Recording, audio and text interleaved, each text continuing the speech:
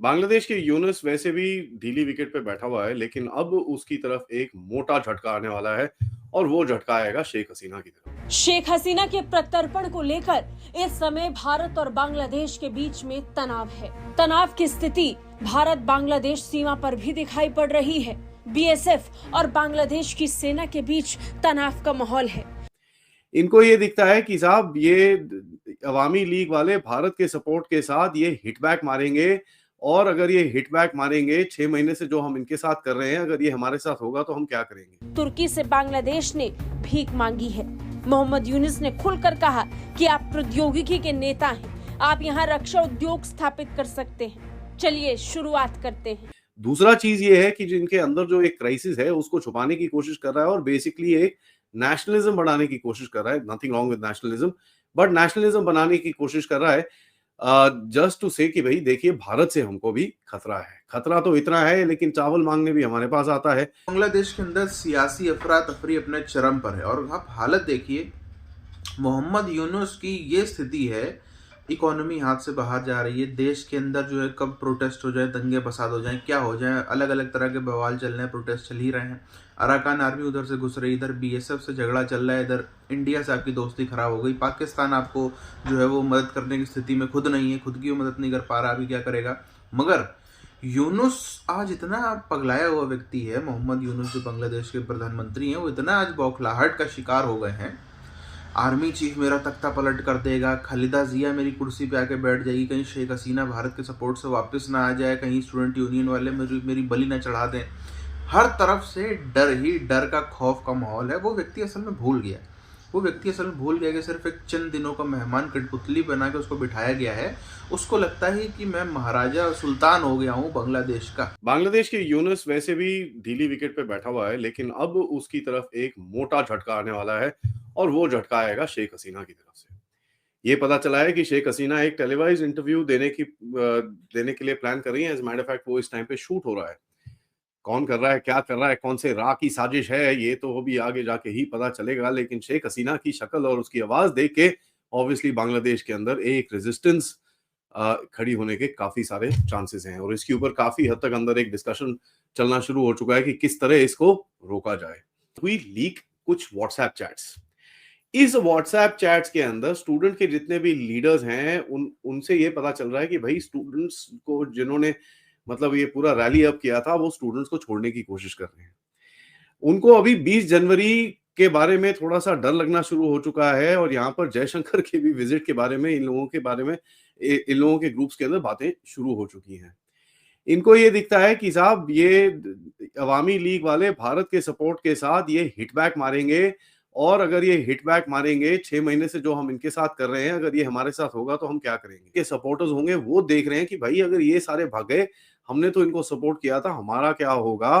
तो इसका डर अभी बाहर बैठना शुरू हो चुका है और इनके व्हाट्सएप चैट्स एक्चुअली लीक होने शुरू हो चुके हैं। मैं व्हाट्सएप चैट्स दिखाऊंगा नहीं एंड ऑफ कोर्स क्योंकि सोर्स पता चल जाएगा और जिस चैट में ये सब चीजें हो रही हैं और जो भी है, वो जो भी लीक करने के और भी चीजें और भी थोड़े से चांसेस होंगे, वो पूरा खत्म हो जाएगा।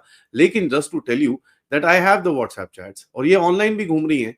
बट हैविंग सेड दैट, इतना बड़ा प्लेटफॉर्म मैं उनको क्यों दूं, क्यों जाके मैं इनको फेमस करूं। क्यों यहाँ पर देखिए भारत भी अब थोड़ा सा बोलते हैं ना माइंड गेम्स खेलना शुरू हो चुका है। शेख हसीना के प्रत्यर्पण को लेकर इस समय भारत और बांग्लादेश के बीच में तनाव है। तनाव की स्थिति भारत बांग्लादेश सीमा पर भी दिखाई पड़ रही है। बीएसएफ और बांग्लादेश की सेना के बीच तनाव का माहौल है और इन सब के बीच फायदा उठाने वाले बांग्लादेश की धरती पर कूद पड़े हैं।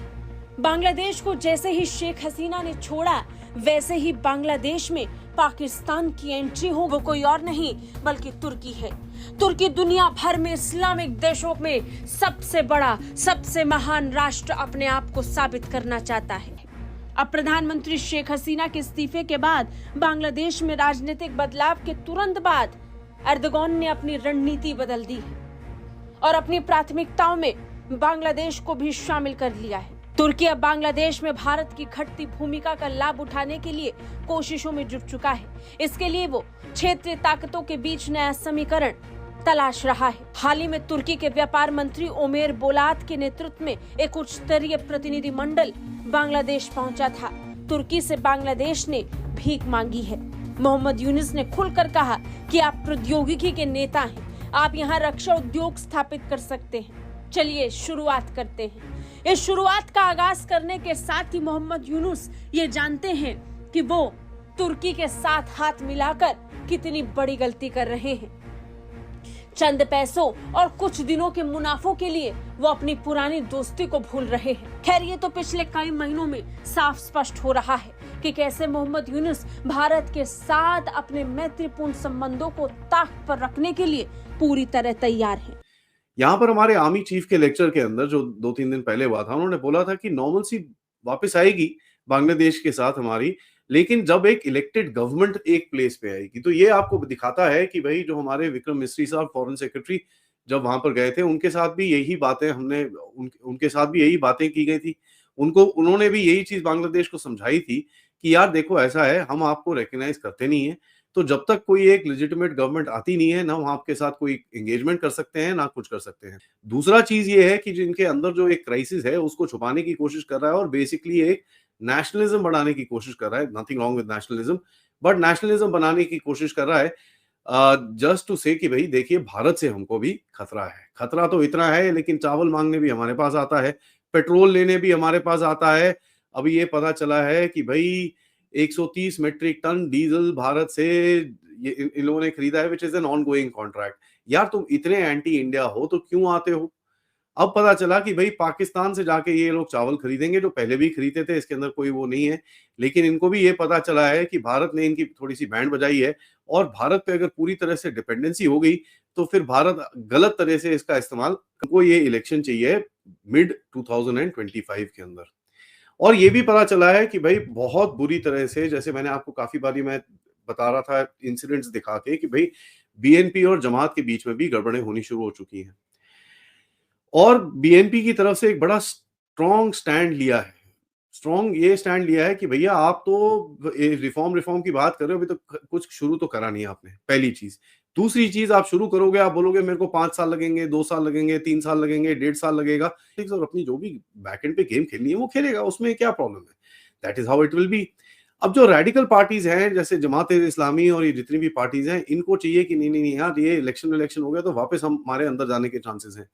अब आप ये देखिए कि प्रेशर डाल डाल के यूनुस के ऊपर और यूनुस के अपने एजेंडा के तहत इन लोगों ने जितने भी जमाती हैं, जितने भी टेररिस्ट लोग हैं जो जेलों के अंदर बंद थे, उनको सबको बाहर निकाल लिया है। तो थोड़ा सा हेल्प देके ये अपनी एक लेजिटिमेसी बना के रखना चाहता है, क्योंकि उसको पता है जहादी के अलावा कोई उसको कोई सपोर्ट करेगा नहीं।